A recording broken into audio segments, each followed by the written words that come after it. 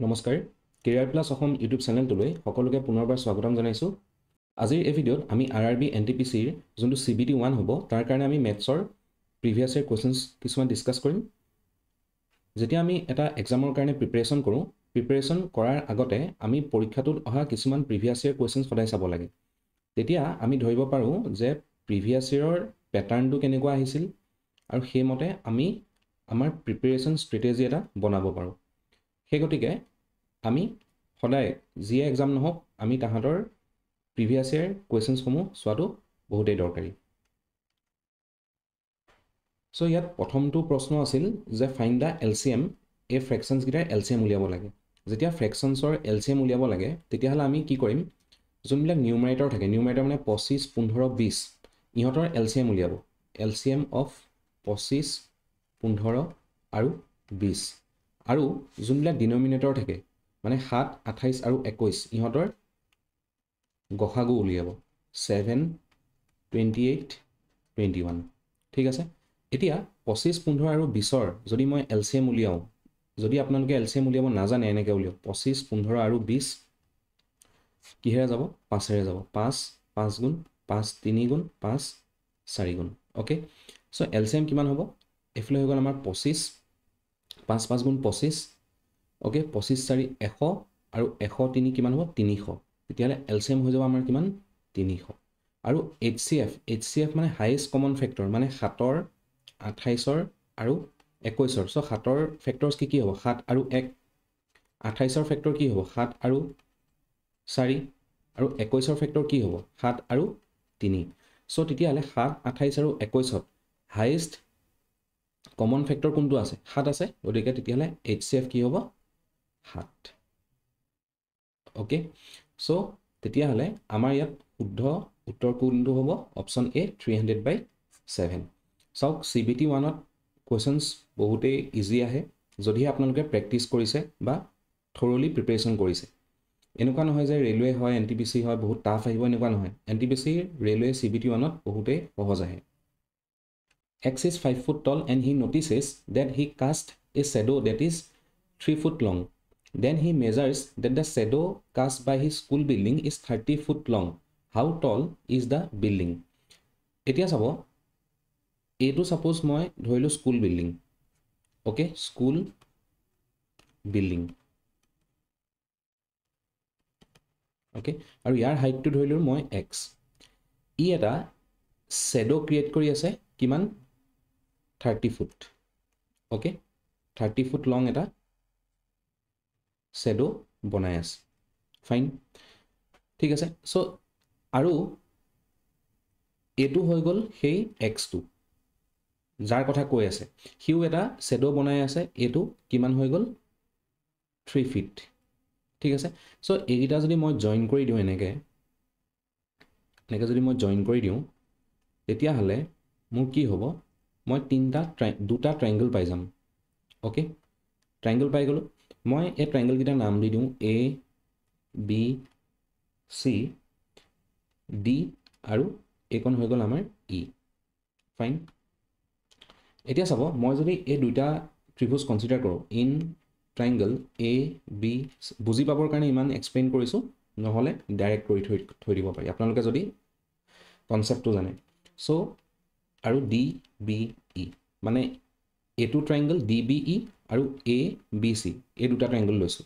এতিয়া চাব, দুইটা ট্ৰাইংগলতে angle B is equal to angle B হয়নে? আৰু এংগল DEB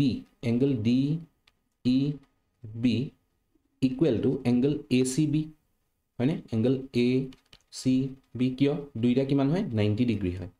ঠিক আছে। Angle B equal to angle B মানে এইটো কমন এংগল। চ' তেতিয়াহ'লে by angle similarity, triangle ABC similar to triangle DBE হ'ব হয়নে? যদিহে দুটা ট্ৰাইংগল চিমিলাৰ হয় তেতিয়াহ'লে তাহাঁতৰ কি হয়, কৰস্পণ্ডিং ছাইডছবিলাক ইকুৱেল হয়নে? কৰস্পণ্ডিং ছাইডছৰ যোনটো ৰেচিঅ' হয় সেইটো চিমিলাৰ হয়। চ' তেতিয়াহ'লে আমি ক'ব পাৰোঁনে যে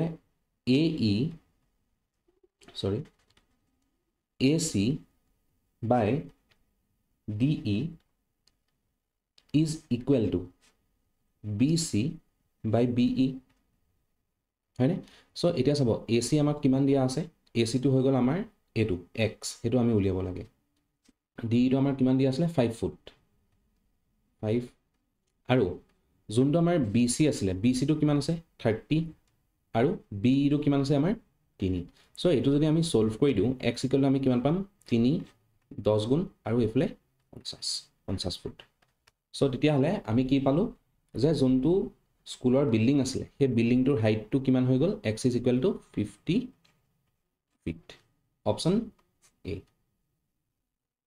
next 3 chair and 2 table cost rupees 700 and 5 chair and 3 table cost 1100 what is the cost of 1 chair and 2 table so sabo etu keneka uliam tinikhon chair plus dukhon টেবুলৰ দাম আমাক কিমান কৈছে 700 টকা ওকে মই একদম বেসিক পদ্ধতিয়ে কৰিছো আৰু 5খন চেয়াৰ আৰু 3খন টেবুল ইহঁতৰ দাম কিমান 1100 টকা এটো ইকুৱেশ্যন 1 বুলি লওক এটো ইকুৱেশ্যন 2 বুলি লওক ইয়াৰ পৰা হয়তো চেয়াৰৰ দামটো উলিয়ক নহলে টেবুলৰ দামটো উলিয়ক ঠিক আছে সো মই যদি ইকুৱেশ্যন 1ক কি কৰো 5 ৰে পূৰণ কৰো আৰু ইকুৱেশ্যন 2ক যদি মই 3 ৰে পূৰণ কৰো তেতিয়া হলে মই কি পাম 15c plus 10t plus 3500 হয়নে আৰু ইকুৱেশ্যন 2ক যদি মই 3 ৰে পূৰণ কৰো তেতিয়া মই কি পাম 15c plus 9t equal to 3300 পাই গলো সো এটো হৈ গল ইকুৱেশ্যন 4 এটো হৈ গল ইকুৱেশ্যন 5 এতিয়া মই যদি 4 minus 5 কৰি দিও তেতিয়া হলে মই কি পাম 15c কেনসেল হৈ যাব so t is equal to কিমান আহি যাব মোৰ 200 আহি যাব মানে এখন টেবুলৰ দাম কিমান আহি গল মোৰ 200 টকা এখন টেবুলৰ দাম যদি 200 টকা তেতিয়া হলে মই ইকুৱেশ্যন 1ত t ৰ ভ্যালুটো যদি পুট কৰি দিও 2 into 200 is equal to 700 so 3c is equal to এটো কিমান হৈ যাব 400 700 পৰা 400 গুছি গলে আমাৰ ওচৰত কিমান আহিব 300 তেতিয়া হলে এখন চেয়াৰৰ দাম কিমান আহি গল 100 টকা আমাক কিহৰ দাম খুদিছে এখন চেয়াৰ আৰু দুখন টেবুল এখন চেয়াৰৰ দাম 100 টকা আৰু দুখন চেয়াৰৰ দাম কিমান হ'ব 400 টকা সো মুঠতে কিমান হৈ গল 500 টকা অপশন সি টো শুদ্ধ হ'ব বুজি পাবৰ কাৰণে ইমান এক্সপ্লেইন কৰি দেখুৱাইছো ওকে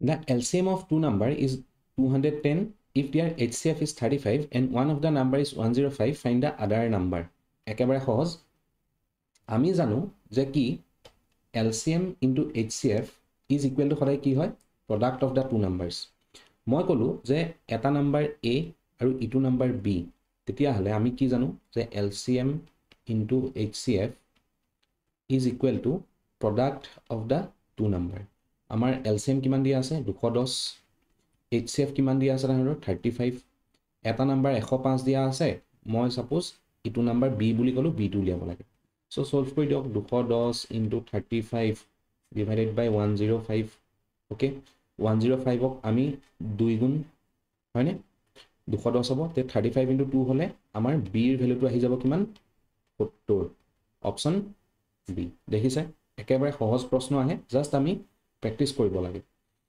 কি কৈছে working alone A can do a job in 15 days okay A কামটো কিমান দিনত কৰিব পাৰে 15 দিনত আৰু B একেটা কামকে কিমান দিনত কৰিব পাৰে 18 দিনত ঠিক আছে in how many days will the job be completed if both work together কি কৈছে অকলে A 15 দিনত এটা কাম কৰিব পাৰে আৰু B 15 দিনত একে কাম কৰিব পাৰে ওকে 18 দিনত একে কাম কৰিব পাৰে দুইজনে একেলগে কামটো কৰিলে কিমান দিনত কামটো সম্পূৰ্ণ হ'ব সো A 15 দিনত B 18 দিনত ইহঁতৰ যদি মই লসাগু লওঁ মানে LCM যদি লওঁ ওকে LCM ইহঁতৰ LCM ললে কিমান আহিব 90 ঠিক আছে সো 15 6 গুণ 90 18 5 গুণ 90 ঠিক আছে এটো হৈ গল ইহঁতৰ কি 6 আৰু 5 টো হৈ গল ইহঁতৰ এফিচিয়েন্সি ওকে সো আমি এটা বস্তু জানো যে এফিচিয়েন্সি ইজ ইকুৱেল টু সদায় কি হয় টোটাল ওয়ার্ক ডিভাইডেড বাই টাইম ঠিক আছে আমি এটা কি উলিয়াব লাগে টাইমটো উলিয়াব লাগে হয়নে সো তেতিয়া হলে টোটাল ওয়ার্ক এই যোনটো এলচিএম লৈ 90 পাইছিলোঁ এইটো হৈ গ'ল আমাৰ টোটেল ৱৰ্ক চ' টোটেল ৱৰ্কক তেতিয়াহ'লে মই যদি এফিচিয়েঞ্চি টোটেল এফিচিয়েঞ্চি কিমান 11 ডিভাইড কৰি দিওঁ সেইটোৱে মোৰ কি হৈ যাব তেতিয়াহ'লে দুইটাই একেলগে কিমান দিন ল'ব কামটো কৰিবলৈ সেইটো পাই যাম বুজি পালে কিমান দিন লাগিব 90/11 যদি আপোনালোকে টাইম এণ্ড ৱৰ্কৰ বিষয়ে আৰু জানিব বিচাৰে ডিটেইলছত তেতিয়াহ'লে ভিডিঅ' বনাই থোৱা আছে ইয়াৰ ওপৰত আপোনালোকে চাই ল'ব পাৰিব অপশ্যন বিটো শুদ্ধ হ'ব next if three numbers are in the ratio of 1:3:5 and their sum is 10,800 find the largest of the three numbers so number gita ratio কিমান আছে 1:3:5 ঠিক আছে মই ক'লো ইহঁতৰ ৰেচিঅ'টো কি হয় x 3x আৰু 5x ইহঁতৰ টোটেলটো যদি লওঁ কিমান আহিব বুলি কৈছে 10,800 so তেতিয়াহ'লে x is equal to কিমান হৈ যাব 10,800 divided by 9 so x or value তেতিয়াহ'লে কিমান হৈ যাব x is equal to হৈ যাব 1200 ঠিক আছে 1200 আহি যাব so আমাক কি সুধিছে সবতকে লাৰ্জেষ্ট কোনটো হ'ব so লাৰ্জেষ্ট কোনটো হয় x টো ডাঙৰ 3x টো ডাঙৰ নে 5x টো ডাঙৰ 5x টো ডাঙৰ so তেলে 5 into 1200 কৰি দিও কিমান পাম আমি 6000 option C next a positive number exceeds its positive square root by 30 find the number কি কৈছে এটা ধনাত্মক সংখ্যাই ইয়াৰ ধনাত্মক বৰ্গমূলক 30 এৰে অতিক্ৰম কৰে সংখ্যাটো বিচাৰো চাব এটো কৰিব পৰা বহুতে ওয়ে আছে একেবাৰে সহজ ওয়েটো চাও মই কৈছো যে যোনটো নাম্বাৰ আছে let the number be x square লৈ লৈছো ঠিক আছে আমাক কি কৈছে according to question আমাক কি কৈছে যোনটো নাম্বাৰ আছে এই নাম্বাৰটোৱে তাৰ যোনটো স্কয়াৰ ৰুট মানে এটো কিমান দি এক্সিড কৰিছে 30 দি সো এটা যদি আমি সলভ কৰি দিও x square is equal to কি হ'ব square root of x square কি হ'ব x plus 30 তেতিয়া হলে x square minus x plus x minus 30 is equal to 0 so এটা একটা কোয়াড্রেটিক ইকুয়েশন আহি গল সো এই যদি মাইনাস মাইনাস থাকে তেতিয়াহলে আমাৰ ৰুটত সদায় কি থাকিব প্লাস আৰু মাইনাস থাকিব সো 30 টো যদি ইয়াৰ আমি ফ্যাক্টৰ চাও 30 ফ্যাক্টৰস কি হ'ব 5 আৰু 6 ডাঙৰটো সদায় ইয়াত লিখিব সৰুটো সদায় এফএল লিখিব ঠিক আছে সো তেতিয়াহলে আমি নাম্বাৰটো কি পালো পজিটিভ নাম্বাৰ বুলি যেহেতু কৈছে তেতিয়াহলে আমি +6 টো কনসিডাৰ কৰিম সো +6 টো আমাৰ উত্তৰ নেকি নহয় আমাৰ নাম্বাৰটো কি আছিল x স্কয়াৰ আছিল তেতিয়াহলে 6 স্কয়াৰ কৰিলে আমি কিমান পাম 36 সো আমাৰ শুদ্ধ উত্তৰ কি হ'ব অপচন বি সো কোয়াড্ৰেটিক ইকুয়েশন ইমান সহজতে কেনেকৈ সলভ কৰিলো যদি আপোনালোকে জানিব বিচাৰে তেতিয়াহলে কমেন্ট কৰিব ইয়াৰ ওপৰত ভিডিও লৈ অহা হ'ব the dimension of a luggage box are ইমান দিয়া আছে মানে এটো কলো মই লেন্থ ব্ৰেথ আৰু এটো হৈ গল suppose height how many square centimeter of the cloth is required to cover the box এটা চাব এটা বক্সৰ কথা কৈছে আমি যদি বক্স এটা কনসিডাৰ কৰো সেই বক্সটো আমাৰ দেখিবলৈ কেনেকুৱা হ'ব এটা কিউবয়ডৰ নিচিনা হ'ব হয়নে এটা কিউবয়ড বুলি আমি এটা কনসিডাৰ কৰিব পাৰো এনেকুৱা এটো এটা বক্স কিউবয়ড হয়নে সো হে কিউবয়ডটো কভাৰ কৰিবৰ কাৰণে সাপোজ ইয়াক এখন মই কাপোৰে এনেকৈ কভাৰ কৰিব লাগে কভাৰ কৰিবৰ কাৰণে মই কি কভাৰ কৰিম তাৰ সাৰফেস এৰিয়াটো কভাৰ কৰিম হয়নে সো তেতিয়াহলে মই এই কিউবয়ডৰ যদি সাৰফেস এৰিয়াটো উলিয়াও মোৰ তেতিয়াহলে কিমান স্কয়াৰ সেন্টিমিটাৰ কাপোৰ লাগিব মই হেতু গম পাই যাম সাৰফেস এৰিয়াৰ ফৰ্মুলাটো কি হয় কিউবয়ডৰ 2 into length into breadth into height plus height into length so eto kori diok 2 length to 80 breadth to hogol amar 60 plus breadth to ako 60 height to hogol 40 plus 40 into 80 so eto ami solve kora hot kiman pau sao 8 6 are 4800 plus 2400 plus 3200 এতিয়া এটো যদি আমি solve কৰো আমি কিমান পাম 4800 2400 আৰু 3200 ইহতৰ যোগফল কৰিলে আমি কিমান পাম আমি পাম 10400 ওকে সো দুয়ে পূৰণ কৰিলে কিমান পাম 20800 square centimetre fine so option কোনটো হ'ব অপশ্যন বি। নেক্সটটো চাওঁ। The sum of a two-digit number is 10. When the digits are reversed, the number is decreased by 54. Find the change number. এটা চাব, আমি যেতিয়া এটা নাম্বাৰ কনচিডাৰ কৰোঁ, ছাপ'জ 56টো লৈছোঁ। এই 56টোৰ এইটো কি হয়?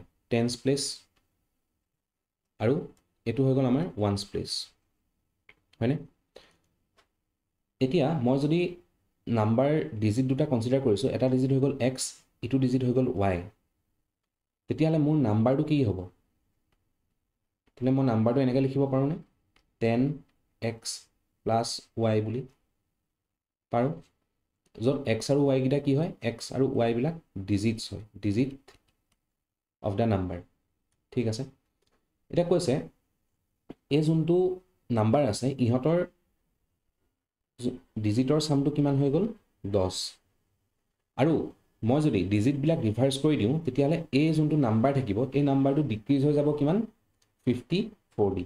তেতিয়াহ'লে মই এনেকুৱা এটা ইকুৱেশ্যন পামনে যে 10x plus y is equal two 10y plus x minus 54, এইটো পাই যাম। অ'কে, চ' এইটো মই এতিয়া ছল্ভ কৰিম।